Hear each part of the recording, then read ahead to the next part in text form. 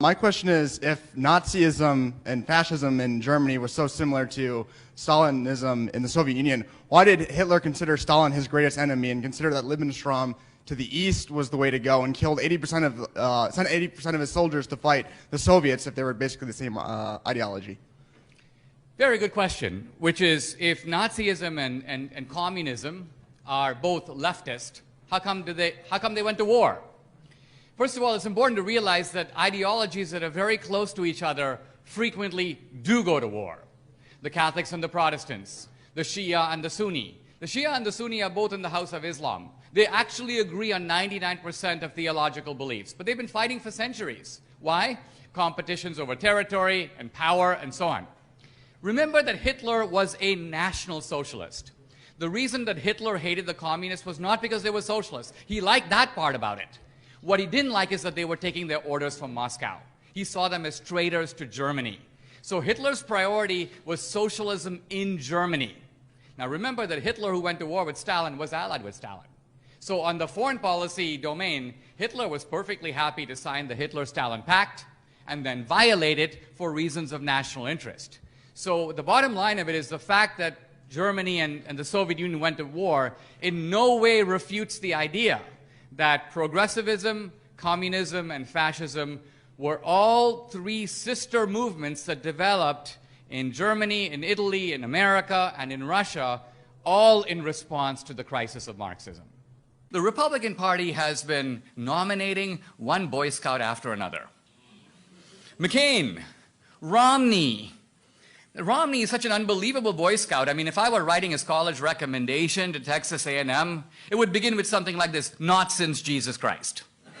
Not since. Squeaky clean. But here's the problem. The moment Romney comes onto the national stage, within 5 minutes, the left makes him into Lucifer. You're greedy, you're selfish, you're an exploiter. Where did you get $200 million? And Romney is on the defensive, up against the wall, explaining, apologizing.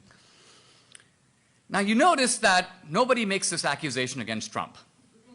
Nobody goes, hey Trump, where did you get $1 billion? Trump has more money than Romney. How did you get $1 billion? You can't do this to Trump, because if you do it, he'll sit you down and explain to you that he has $2 billion. He's a lot richer than you thought.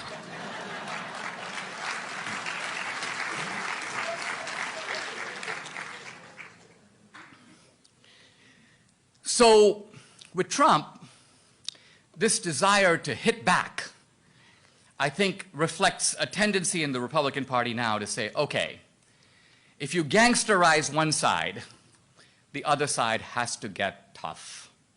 That's the sad reality of the situation. In other words, would we like to live in the kinder, gentler Reagan era that I grew up in? Yes. But that era is not here anymore. Reagan wouldn't understand it. He'd be a fish out of water, because the political waters are too roiled right now. But the one guy I think who would be completely at home in America today is Abraham Lincoln. Why? Because the waters were even more roiled when Lincoln came in. And Lincoln realized, a very moderate man, by the way, that there was a time to be extremely tough. The basic idea of fascism was government control over the private economy and government control over the lives of citizens. That's the meaning of fascism. That's what it is. That's what the Nazis were all about, the National Socialist Party. In my movie,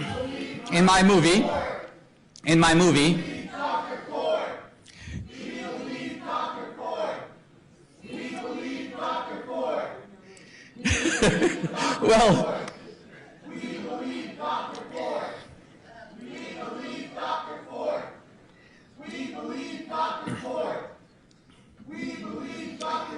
well,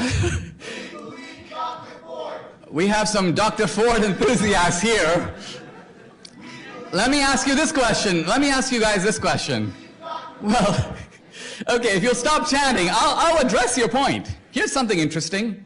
Where is Dr. Ford? You know, this is really interesting. When I noticed that when Roy, hold on, don't shout at me, you'll have a chance to ask questions. When Roy Moore was attacked by all these women, he oppressed me, he did this, he did that, and suddenly, when he's defeated, they all melt into air. This is Karl Marx, all that is solid melts into air. Suddenly the media, hold on, don't shout at me, don't shout at me. No, you came voluntarily. Did I ask you to come?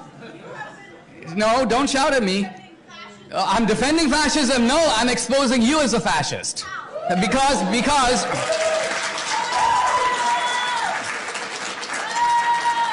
do you realize, I'll tell you how. You asked me a question. Hold on.